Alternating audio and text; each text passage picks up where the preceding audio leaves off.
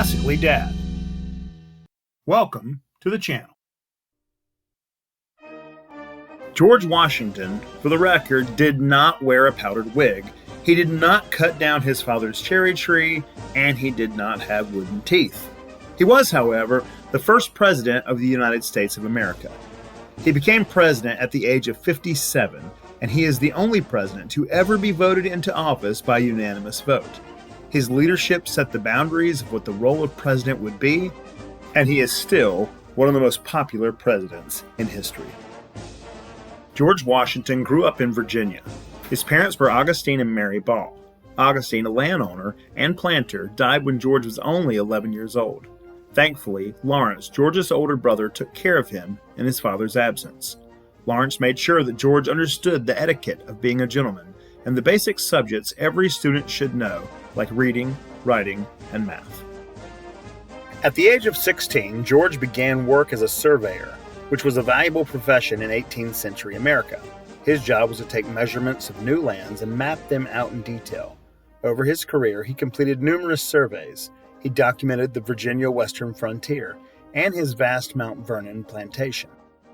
Being a surveyor, he gained a comprehensive knowledge of Native American lands, and he also garnered a huge amount of valuable land for himself.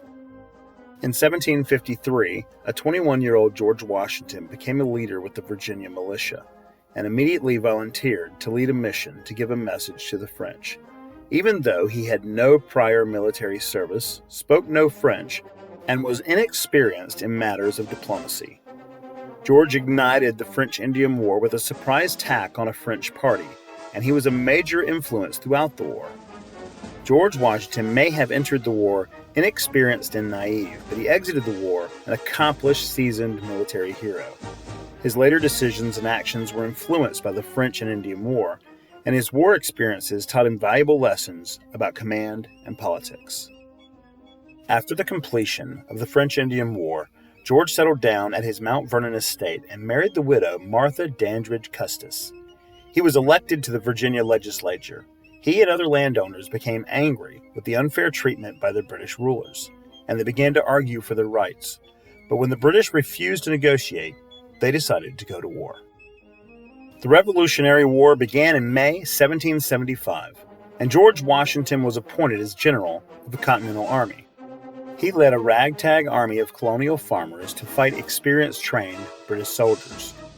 Over a period of 6 years, he miraculously led the colonial army to victory over the British, when in Yorktown, Virginia, they surrendered on October 17, 1781. George had intended on retiring after the end of the Revolutionary War, but by 1787, there was unrest between the states. To defend the young nation, delegates from the 12 states joined to create a new form of government. George Washington presided over the convention that drafted the Constitution. He created an atmosphere where delegates could reach the compromises necessary to create a bold new government. Washington was a major contributor in getting the Constitution completed. He kept order with a group that rarely agreed, and he gained the reputation for getting work done. After 4 months of intense debating, the delegates finally agreed, and on September 17, 1787, the Constitution was signed. On April 30th, 1789, George Washington became the first president of the United States of America, and in doing so, he gave legitimacy to the federal government, designed by the Constitution. He was voted in by unanimous consensus. The 2 terms that Washington served as president were peaceful times. He created many traditions of the President of the United States that still stand today. He appointed the first cabinet, ran the first census, filled the first Supreme Court. During his presidency, the Bill of Rights was passed and the principle of national taxation was established. After 8 years, George stepped down from the presidency. He felt that it was important that the president not become too powerful or rule too long, like a king. One topic that impacts George Washington's legacy is his perplexing relationship with slavery. George Washington owned slaves. He often voiced his opposition to slavery in private letters. He supported a gradual legislative end to slavery, but he never publicly took on slavery as a cause of his presidency. He was careful not to overstep his constitutional authority or to violate slave owners' property rights. He worried that taking on such a polarizing issue could fracture the young nation. He chose to focus instead on his own personal entanglement with slavery. Washington spoke of selling some of his property, hoping to use the proceeds to finance the emancipation of his slaves, while allowing him to retire comfortably on his remaining land. He sadly never moved forward with this plan. Just a few years after leaving office of president, George Washington caught a bad cold. He was soon very sick with a throat infection and died on December 14, 1799. Please like, subscribe, and share with a friend.